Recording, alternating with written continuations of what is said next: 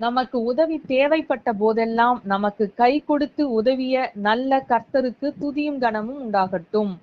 இந்த நாளுக்கான ஆதார வசனங்கள் ஜெபிக்க மத்தேயு 15ஆம் அதிகாரம் 25ஆம் வசனம். ஆண்டவரே எனக்கு உதவி செய்யும்.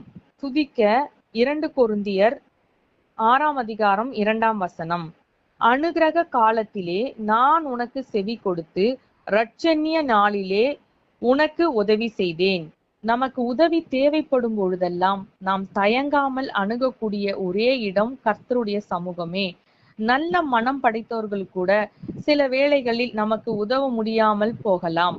ஆனால் நம்முடைய கர்த்தராகிய தேவனோ நாம் அவரை அணுகும் போதெல்லாம் நமக்கு உதவ வல்லமை உள்ளவராய் இருக்கிறார்.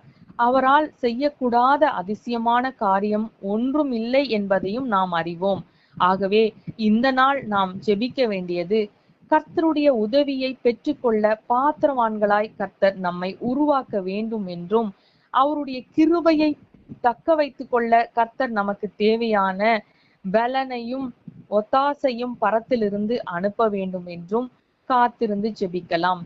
எப்பொழுதும் அவருடைய கண்களில் நமக்கு கிருபை கிடைக்கத்தக்கதாக நாம் நடந்து கொள்ளவும் அவருக்கு முன்பாக பிரியமானவர்களாய் வாழவும் கர்த்தர் கிருபை செய்ய வேண்டும் என்றும் இந்த நாளில் நாம் ஜெபிக்கலாம். துதிக்க வேண்டியது, கர்த்தருடைய அனுக்கிரக காலத்திலே நமக்கான ஒத்தாசையை அவர் அனுப்பி நம்மை ரட்சித்து காத்து வழி நடத்த வல்லமை உள்ள தேவனும் நம்மீது தயவும் அன்புள்ள தேவனுமாய் இருக்கின்றபடியால் நமக்கு ஒத்தாசை அருளுகிற அவரை உயர்த்தி துதிப்போம்.